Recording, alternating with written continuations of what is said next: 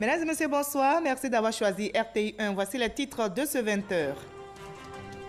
Les épreuves écrites du BEPC de l'entrée en seconde ont démarré ce mardi sur l'ensemble du territoire. Plus de 400 000 candidats affrontent ces épreuves du brevet d'études du premier cycle. Les résultats seront proclamés le 3 juillet prochain. Le président du Parlement de la Fédération Wallonie-Bruxelles s'est exprimé aujourd'hui devant le Parlement ivoirien. Il a évoqué plusieurs sujets, notamment l'immigration clandestine, l'éducation, la collaboration productive entre les parlements ivoiriens et belges. L'Afrique, le nouveau pôle de croissance, veut réussir son intégration dans la mondialisation. 44 chefs d'État et de gouvernement viennent de signer au Rwanda un accord appelé Zone de libre-échange continentale africaine. Mais quelles sont les conditions pour le rendre effectif? Réponse dans ce 20h. Le monde va sentir la différence. Ce sont les déclarations du président nord-coréen Kim Jong-un après l'accord conclu avec son homologue américain Donald Trump lors de leur sommet historique à Singapour. La Corée du Nord s'engage en faveur d'une dénucléarisation complexe. Soyez les bienvenus sur RTI 1. Les épreuves écrites du BEPC et de l'entrée en seconde ont démarré ce mardi sur l'ensemble du territoire.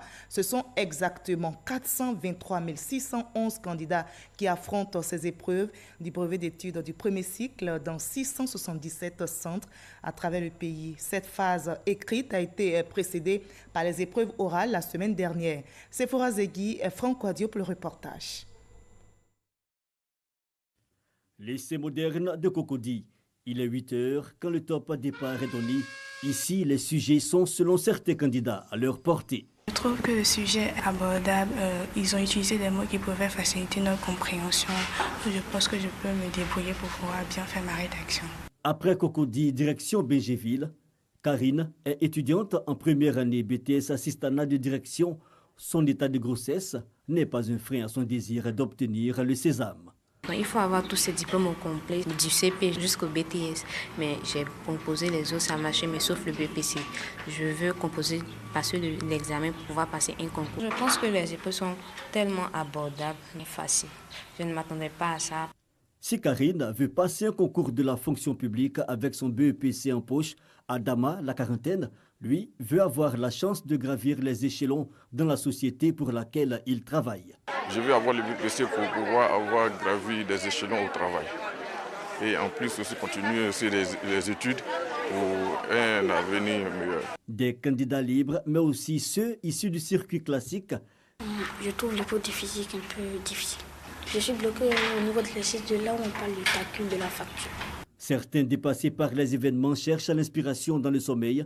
D'autres, comme cet élève militaire, gardent leur optimisme. Pour moi, les épreuves sont très faciles parce que les épreuves qu'on nous donne à l'INPD sont plus fortes que ces épreuves. J'espère avoir le BPC avec ma zombie. Une première journée sans incident, mais dans le centre Aronensi de Bingéville, 37 candidats ont manqué à l'appel. Pour la seconde journée de composition, les candidats seront soumis aux épreuves de mathématiques, anglais, sciences de la vie et de la terre. Les résultats seront connus le mardi 3 juillet dès 14 h dans les différents centres de composition. À San Pedro, les candidats au BEPC sont repartis dans 19 centres. Ils espèrent tous décrocher le précieux sésame à l'issue des différentes épreuves. Notre reporter Sam Conan a sillonné des centres d'examen. Les épreuves ont débuté par le français. Silence. Derrière ce portail fermé se déroulent les examens du BEPC, brevet d'études du premier cycle. Nous sommes au groupe scolaire Bardo qui regroupe 2 centres d'examen. Comme dans plusieurs centres d'examen de la région, les candidats ici ont reçu la visite des autorités préfectorales. Une visite voulue comme un encouragement, mais aussi une mise en garde contre la tricherie. Vous encouragez et surtout vous demandez de nous faire plaisir en évitant de tricher. À tout cas de tricherie, constaté, c'est la radiation. Parmi ceux qui composent se trouve un candidat libre. La cinquantaine, il a un défi à relever. C'est quelque chose que j'ai négligé tout au long de ma vie et j'ai vu qu'il fallait que je suis parmi les enfants aujourd'hui, c'est par rapport à cela. Dans l'ensemble, tout se déroule bien dans les 19 centres d'examen de la région. sous le regard des forces de défense et de sécurité. Nous avons déjà 2 surveillants par salle. Les candidats aussi sont présents. Pour le moment, on n'a pas d'incident, ça va. Tout se passe bien. Les élèves sont vraiment concentrés. Ils sont en train de traiter l'épreuve de composition française. L'année dernière, 10 940 candidats de la région ont subi les épreuves du BEPC pour un taux d'admissibilité de 65%. Cette année, ce sont 11 191 candidats qui composent pour prouver leur aptitude à obtenir le BEPC. Bonne inspiration donc à tous les candidats. En attendant la proclamation des résultats, le lycée Mami Adjoa de Yamoussoukro célèbre ses meilleurs élèves et travailleurs. Ils se sont distingués par la qualité de leur travail et leur comportement exemplaire pendant l'année scolaire. Des efforts aujourd'hui récompensés, vous allez le voir, ils ont reçu des prix comme nous le rapporte Kader Sogodogo. Lycée Mami Adjoa de Yamoussoukro. L'heure est à la traditionnelle cérémonie de récompense des meilleurs élèves et personnels du dit établissement. Durant toute une année, ces jeunes filles de la 6e à la terminale et ces serviteurs de l'État ont fait montre de leur savoir-faire et savoir-être avec des résultats impressionnants. Dès lors, pour les responsables de l'école, le temps de la célébration s'impose. Dans un monde en perpétuelle mutation et de plus en plus compétitif, notre société et principalement notre jeunesse a besoin de repères. L'exaltation du mérite apparaît dans ce sens comme un devoir moral et même une exigence républicaine. 3 jeunes filles, Kone Nancho Atara du premier cycle, Blé Aurore Désiré et Touro Chéri du second cycle ont raflé les super prix Ali Kader Koulibaly, agent comptable principal du Trésor de Côte d'Ivoire. Des prix composés d'un ordinateur portable, d'un trophée et d'un compte bancaire de 150 000 francs CFA pour chacune d'entre elles. Les efforts de ces jeunes filles sont à la dimension de l'engagement du parrain qui est au service de l'administration ivoirienne. Si nous aspirons à une meilleure société, il nous faut dès maintenant transmettre des valeurs qui incarnent la perpétuation de l'idéal d'union, de travail et de discipline sur lesquels les pères fondateurs de ce beau pays ont bâti la société ivoirienne. Dans la salle, des danses, la joie débordante des élèves, des enseignants, des personnels et autres parents d'élèves avaient la saveur des vacances scolaires qui arrivent à grands pas. Loin de Yamoussoukro, ici à Abidjan, le président du Parlement de la Fédération Wallonie-Bruxelles s'est exprimé ce mardi devant le Parlement ivoirien. Philippe Koura, en visite en Côte d'Ivoire, a évoqué plusieurs sujets devant les députés ivoiriens, notamment l'immigration clandestine, l'éducation, la collaboration productive entre les 2 parlements ivoiriens et belges, la lutte contre le terrorisme, comme nous l'explique de façon détaillée Moussa Konati. En visite en Côte d'Ivoire, le président du Parlement de la Fédération Wallonie-Bruxelles est reçu ce mardi à l'hémicycle. Face aux parlementaires ivoiriens, Philippe Koura a partagé sa vision sur la diplomatie parlementaire et l'intérêt qu'il accorde au secteur de l'éducation. Il appartient en effet aux législateurs francophones que nous sommes d'agir sans relâche afin que nos systèmes éducatifs ne soient pas porteurs de ruptures, ne soient pas porteurs d'échecs scolaires ni de fortes inégalités. Le droit à l'éducation, garanti par la Convention internationale des Nations Unies relative aux droits de l'enfant, est un droit fondamental à protéger car il participe au développement humain et économique durable de nos sociétés respectives.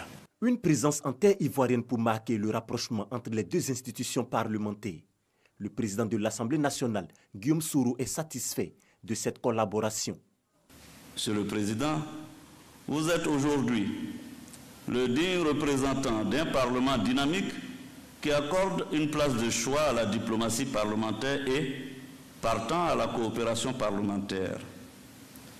Personnellement, je reste convaincu que cette ambition partagée contribuera au renforcement des relations entre nos 2 parlements. Depuis novembre 2015, la coopération entre le Parlement ivoirien et celui de Wallonie-Bruxelles s'est redynamisée. En témoignent des stages de formation du personnel de l'hémicycle ivoirien. Également, la visite du président de l'Assemblée nationale en Belgique. De l'autre côté du globe, en France, le ministre d'État, ministre de la Défense, Ahmed Bakayoko, participe au Salon international de défense et de sécurité. Ce salon est un espace d'échange et de partage d'expériences entre participants venus de plusieurs pays. En marge de la rencontre, le ministre ivoirien Ahmed Bakayoko s'est entretenu avec son homologue française, Florence Parly. Le récit d'Abou Sanogo. Le ministre d'État, ministre de la Défense Ahmed Bakayoko au Salon international de la défense Eurosatory de Paris, référence internationale des salons de défense et de sécurité terrestre et aéroterrestre. En marge de cette mission, le ministre d'État Ahmed Bakayoko a été reçu par son homologue française, Florence Parly, pour échanger sur la coopération militaire entre leurs deux pays. Nous avons travaillé sur le dossier important qui est de la volonté de nos deux chefs d'État, le président Macron et le président Alassane Ouattara, sur la création de l'Académie internationale de lutte antiterroriste à Jacquesville. Donc le projet est avancé, nous avons réglé un certain nombre de détails. Aujourd'hui, des questions de financement sont bouclées, avec aussi un objectif de la mise en place de cet institut en mars 2019. Donc nous avons essayé de faire avancer le dossier et cette séance nous a permis d'aller un peu plus vite. Après leurs échanges, Ahmed Bakayoko a pris part à l'ouverture du salon Eurosatory, placé cette année sous le sceau des startups et réuni toute l'offre et la demande mondiale du secteur de la défense et de la sécurité. Ce salon est au croisement de tous les grands enjeux pour nos équipements terrestres et aéroterrestres, pour notre industrie, pour notre défense, et j'en suis sûre, il sera une nouvelle fois pleinement à la hauteur des enjeux et des espoirs. Ahmed Bakayoko a par la suite visité le hall d'exposition intérieur de 11 000 m², 1789 exposants venus de 63 pays et près de 58 000 visiteurs dont des professionnels et des experts sont attendus à ce salon de 5 jours. On s'intéresse à présent au processus d'immatriculation en Côte d'Ivoire qui, selon les transitaires, est au ralenti au guichet unique automobile. Ils l'ont signifié au ministre des Transports Amadou Koné qui était en visite sur le site aujourd'hui même. Selon ces transitaires, après l'éclatement du scandale de fraude au guichet unique automobile, les activités ont pris un coup au niveau de la chaîne d'immatriculation. On en sait plus avec Lancine Bakayoko. Tous les jours, ils sont des dizaines de transitaires à attendre attroupés devant le guichet unique automobile dans la zone portuaire de Vridi sans pouvoir remplir les formalités d'immatriculation de leur véhicule. Ce mardi encore, le décor n'a pas changé. Souleymane Sangaré, venu s'enquérir de l'avancement de ces dossiers, est à bout de souffle. Les responsables ne sont pas là. Les factures, on ne peut pas payer les factures. Quand on vient, il n'y a pas de responsable. Que ce soit côté dirigé, carte grise, la plaque, payer les dossiers à la caisse, il n'y a rien qui fonctionne. Donc quand on vient matin, on paye transport cadeau, on vient et se retourne le soir pour aller. Kobena Tigori vit le même problème que Souleymane. Au milieu des paperasses entreposées sur une table de fortune, Tigori ne voit aucune solution se dessiner dans l'immédiat. Depuis ils ont pris les différentes têtes là, le travail est bloqué. Il n'y a pas de relève. Ça fait pratiquement un mois. Pour chercher même bordereau d'amende, pour pouvoir payer l'argent même à la caisse du trésor, même, on n'arrive pas à avoir les bordereaux pour pouvoir payer. Ces problèmes perdurent depuis des semaines et sont la conséquence de la fraude sur le dédouanement des véhicules neufs découverts en mars dernier. Où ça s'en va là? Les importateurs sont en danger. Il y a des voitures qui sont comment on appelle ça, au port. Les magasins sont en train d'augmenter. Une situation préoccupante que le ministre des Transports est venu constater de visu. Selon les dirigeants du guichet unique automobile, les nouvelles sont bonnes. Toutes les prestations qui se faisaient manuellement depuis l'éclatement de la fraude, disent-ils, sont réorganisées avec le rétablissement de l'outil informatique. Mais il faut du temps pour que les machines atteignent le rythme normal. Manuellement, on faisait 100 dossiers. C'est aujourd'hui qu'on a repris de façon informatique.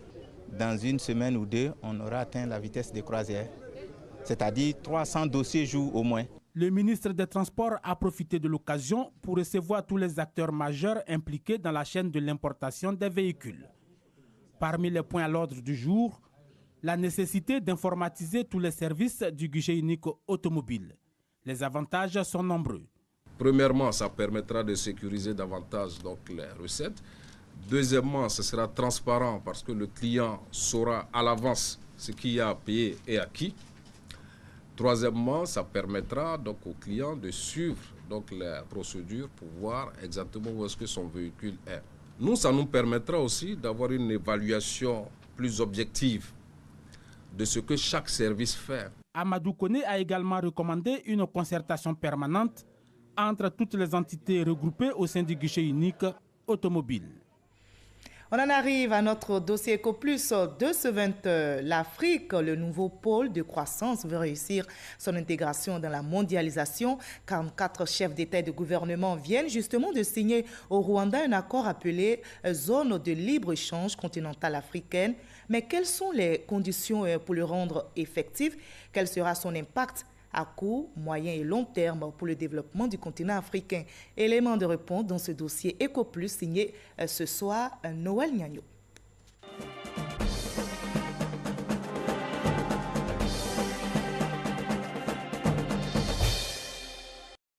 Kigali, la capitale du Rwanda. L'Afrique, consciente de ce que la fenêtre ouverte sur elle ne sera pas éternellement, prend le pari de créer le marché unique du monde de demain. La ZELCA attend des zones de libre-échange continentale africaine. L'histoire retiendra qu'elle a vu le jour le 21 mars 2018. 44 pays africains sur les 54, à travers leurs dirigeants, s'engagent avec conviction de lui donner forme et contenu parce que riche d'opportunités pour le développement socio-économique de l'Afrique. La ZLEC permettra à l'Union africaine de passer d'une organisation continentale des États à une organisation continentale des peuples, en passant par le secteur privé. Parce que ce sont ces entreprises-là qui sont en contact avec les populations, ce sont ces entreprises-là qui créent l'emploi. Une grande première. Historiquement, c'est la première fois qu'on voit tout un continent. Il ne s'agit pas simplement d'une entité sous-régionale, mais c'est l'ensemble du continent qui a décidé d'avoir une zone de libre-échange. Commençons par découvrir ces fondamentaux.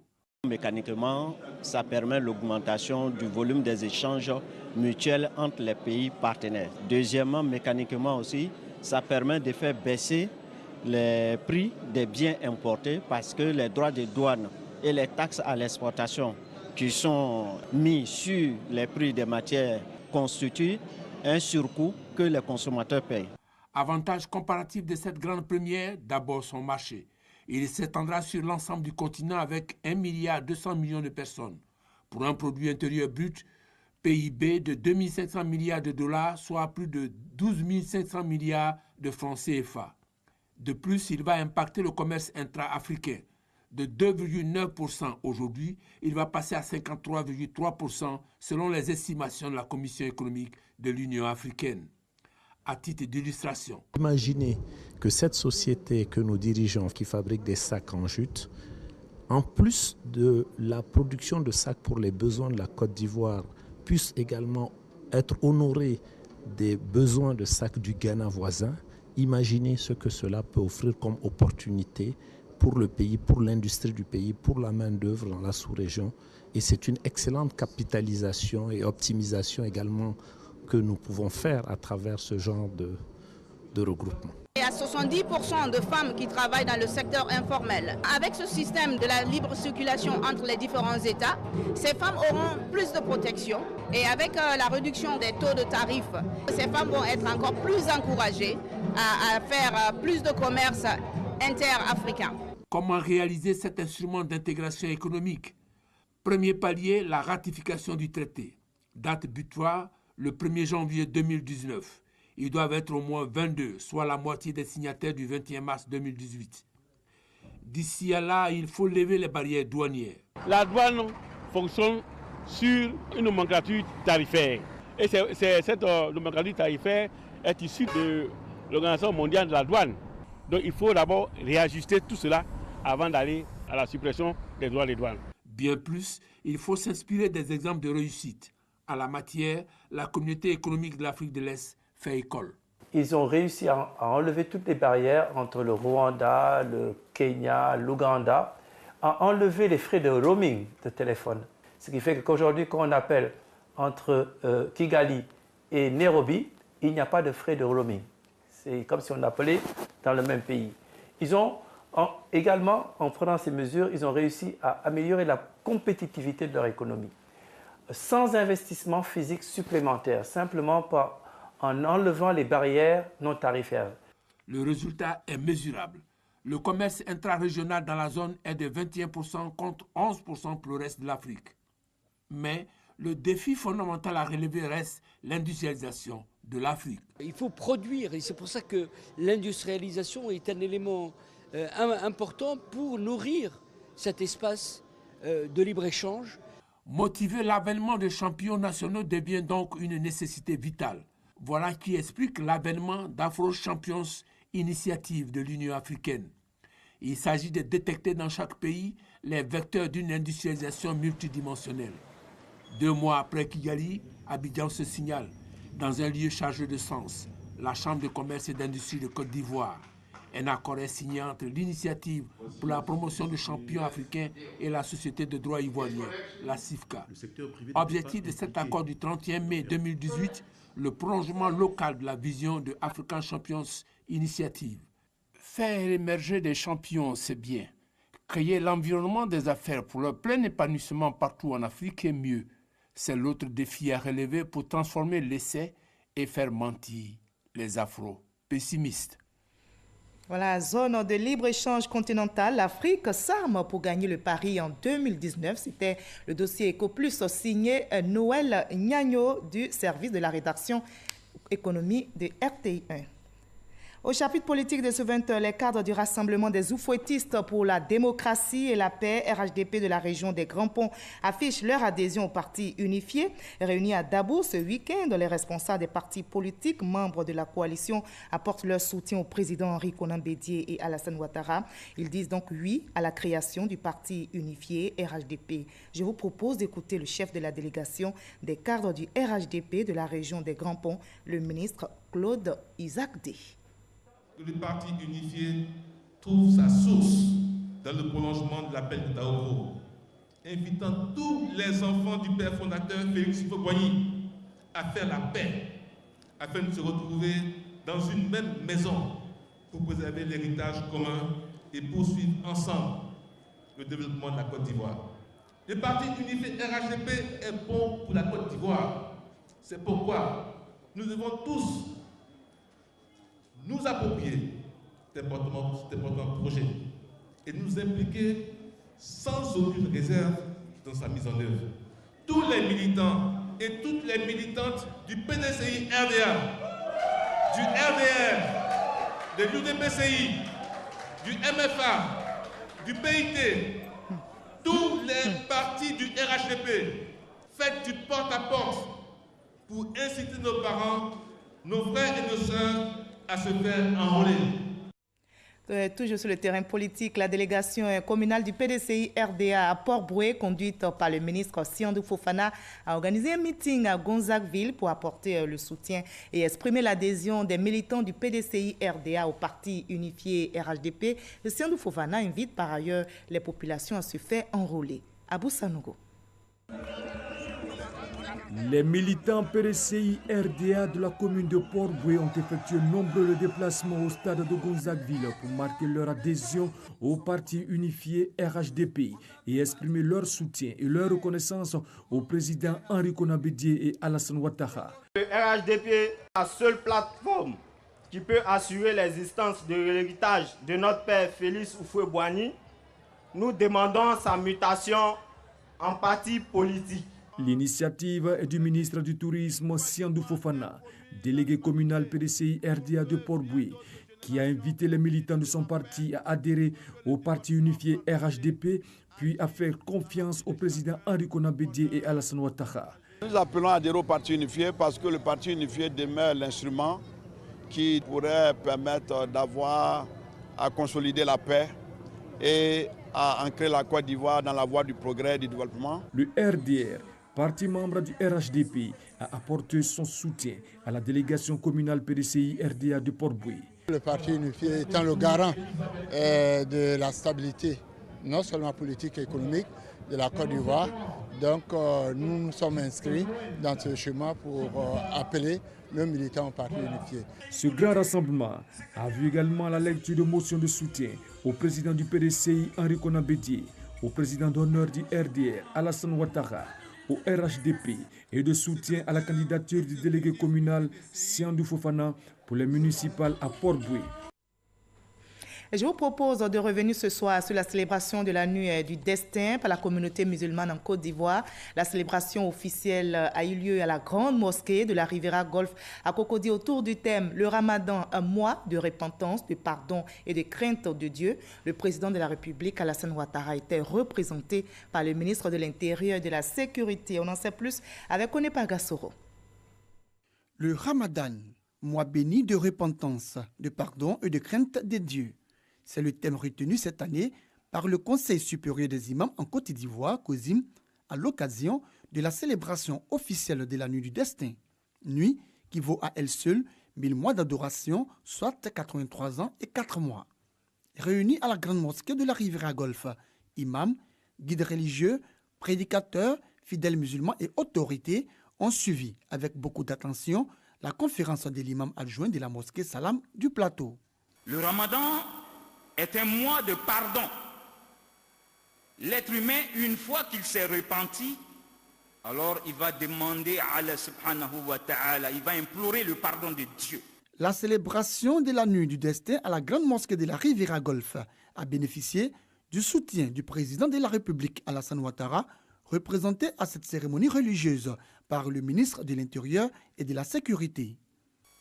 À l'ensemble de la communauté qui nous reçoit ce soir, représenté par le représentant du Cheikh Aïma Bouakari Fofana, le président de la République nous a demandé d'adresser ses félicitations et ses encouragements d'abord à tous les imams de notre pays, mais aussi à tous les fidèles musulmans pour les ferventes prières qui ont été dites à l'occasion de ce mois de Ramadan.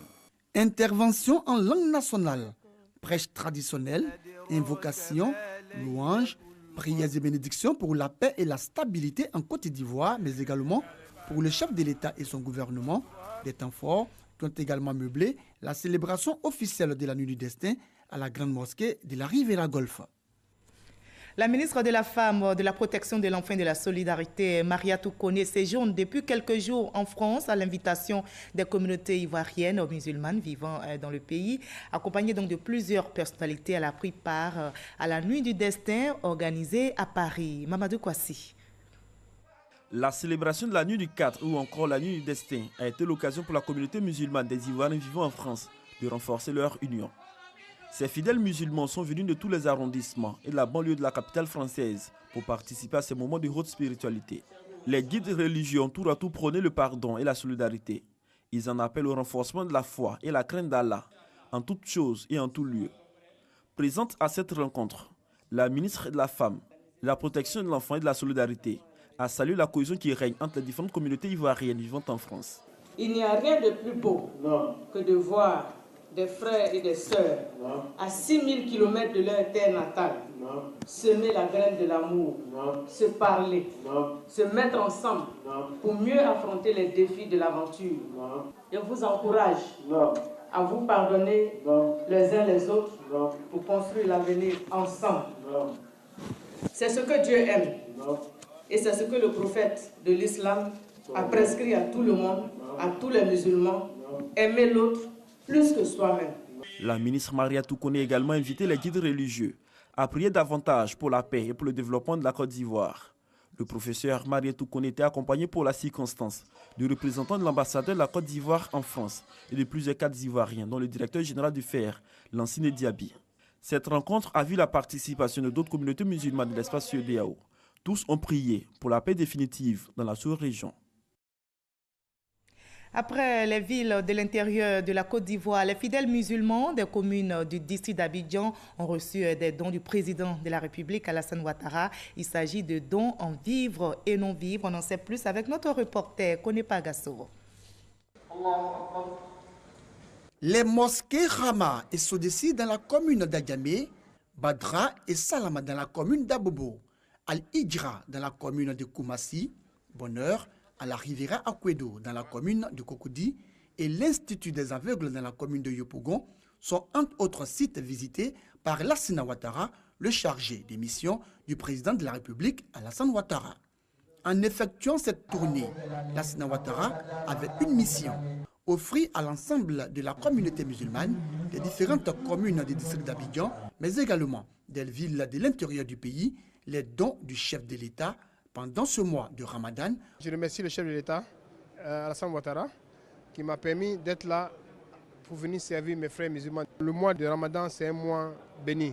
Et Dieu a dit que c'est un mois de partage. Imams, guides religieux, fidèles musulmans, mais aussi autorités de communes visitées ont salué l'initiative. Quand on reçoit de l'autre, la seule chose qu'on peut faire, c'est de la reconnaissance. Et nous le disons de vive voix. Merci Monsieur le Président, merci Papa.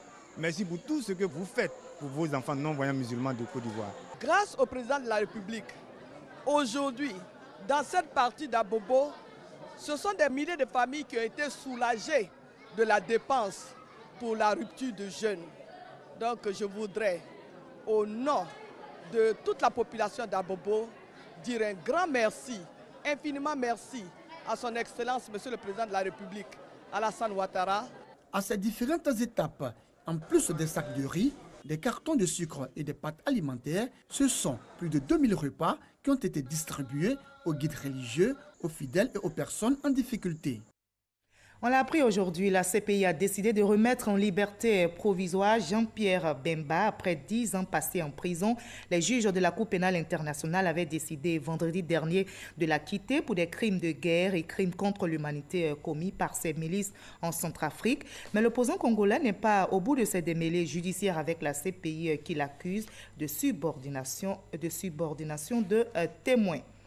Le monde va sentir la différence. C'est en ces termes que le président nord-coréen Kim Jong-un a commenté l'accord conclu avec son homologue américain Donald Trump à l'issue de leur sommet historique à Singapour. Sur le document signé par les deux hommes n'offre aucun détail sur la façon dont la Corée du Nord va travailler en faveur d'une dénucléarisation complète de la péninsule coréenne.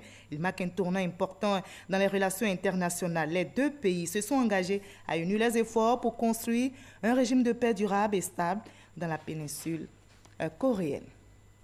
Fin de ce 20h, supervisé par Hugues Aveblé. Merci à toute l'équipe technique et surtout à vous de nous avoir suivis. Très belle soirée sur RTI1.